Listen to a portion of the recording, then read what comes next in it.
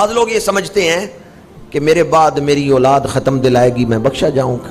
ممکن ہے کہ کوئی نیک اولاد ہو، اتنے درد سے دعا مانگے کہ اللہ تعالیٰ میت کو بخشش عطا فرما دے، یہ ممکن ہے، لیکن جس اولاد کو آپ موبائل پکڑا کے جا رہے ہیں، کیا خیال ہے یہ دعا مانگے گی یا آپ کی قبر پہ آئے گی؟ خود فکر کریں، اپنی موت کی خود تیاری کریں۔ جس اولاد کا شناختی کارڈ پر شناختی علامت ہی یہ ہے کہ موبائل ہاتھ میں ہوتا ہے، وہ بیٹے نے پوچھا نا، فارم پر کر رہا تھا کہ امی جان میں شناختی علامت کون سی لکھوں، تو ماں نے کہا لکھ دو کہ ہر وقت موبائل تمہارے ہاتھ میں۔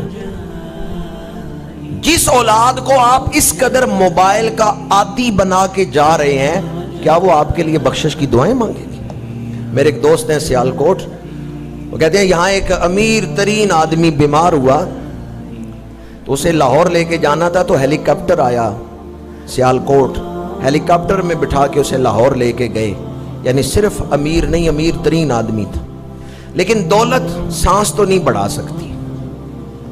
لاہور گیا، کچھ دن زیر علاج رہا، فوت ہو گیا۔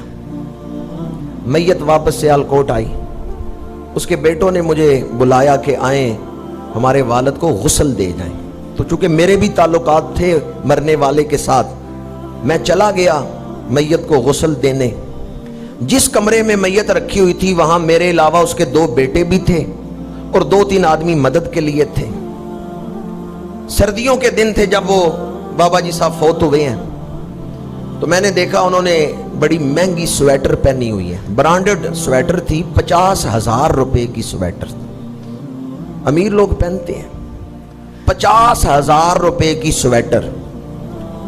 تو بیٹے نے مجھے کینچی پکڑائی، اس نے کہا حضرت صاحب یہ لے کینچی اور کاٹ کے سویٹر اور کپڑے اتار لے۔ تو میں نے اس کو کینچی واپس کر دی، میں نے کہا کینچی پکڑ لو، بڑی مہنگی سویٹر ہے، میں ویسے اتار لیتا ہوں، طریقے سے اتار لیتا ہوں، کاٹنے کی ضرورت نہیں پڑے گی، تم اس سویٹر کو استعمال کر لینا، تم پہن لینا۔ تو اس نے آگے سے غصے سے کہا حضرت صاحب آپ کو نہیں پتا مردے سے اتارے ہوئے کپڑے نہیں پہنے جاتے، مردے سے اتری ہوئی سویٹر میں پہنوں؟ وہ میرے دوست کہتے ہیں میری آنکھوں میں آنسو آ گئے۔ میں نے کہا یار اوروں کے لیے یہ مردہ ہے، تیرا تو باپ ہے۔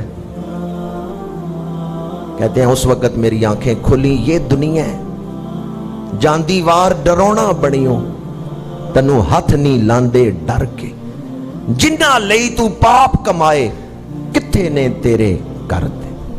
میں نے اس سے کہا یہ باہر جو لینڈ کروزر کھڑی ہے نا، یہ تو ماں کے پیٹ سے نہیں لے کے آیا تھا، اسی بابے نے کما کے تجھے خرید کے دی ہے، اور آج تو کہتے ہیں مردے کی اتری ہوئی سویٹر میں نہیں پہن سکتا۔ یہ اوروں کے لیے تو مردہ ہو سکتا ہے، وہ کہیں کہ میت ہے، تیرا باپ ہے، اس کی اتری ہوئی سویٹر تو پہننے کے تیار نہیں۔ اس اولاد پہ آپ فخر کرتے ہیں، یہ بعد میں قبر پہ آئیں گے، یہ بعد میں آپ کے لیے دعا مانگیں گے۔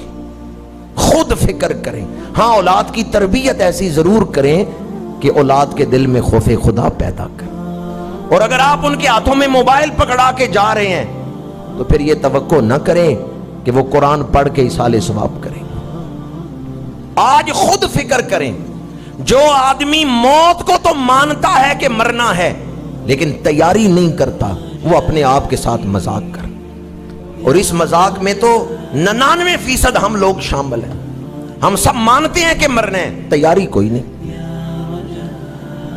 اس دور میں، سوشل میڈیا کے دور میں، 2 چیزوں کی حفاظت موت کی تیاری کے حوالے سے بڑی اہمیت کی حامل ہے، ایک آنکھوں کی حفاظت اور دوسرا زبان کی حفاظت۔ دولہا تیار بیٹھا ہے میرج ہال میں، نکاح خان آیا، اس نے کہا جناب فلاں کی بیٹی اتنا حق مہر گواہوں کی موجودگی میں میں نے آپ کے نکاح میں دی، قبول ہے؟ دولہے نے کہا قبول ہے۔ تو وہ عورت جو پہلے اس کے لیے حرام تھی، یہ لفظ بولنے سے کیا ہو گئی؟ حلال ہو گئی۔ کچھ عرصے بعد اس دولہے کی لڑائی ہوئی اپنی دلہن کے ساتھ، بیوی کے ساتھ۔ اس نے بیوی کو کہا جا میں تجھے طلاق دیتا ہوں، طلاق دیتا ہوں، طلاق دیتا ہوں۔ وہ جو حلال تھی اب کیا ہو گئی؟ زبان نے لفظ ہی بولے ہیں، پہلے زبان نے کہا قبول ہے، جو حرام تھی وہ حلال ہوگی۔ اس زبان نے کہا طلاق دیتا ہوں، جو حلال تھی وہ۔ جس طرح حرام کو حلال اور حلال کو حرام بنا دینے میں زبان کا کردار ہے، اسی طرح مومن کو کافر اور کافر کو مومن بنانے میں بھی زبان کا کردار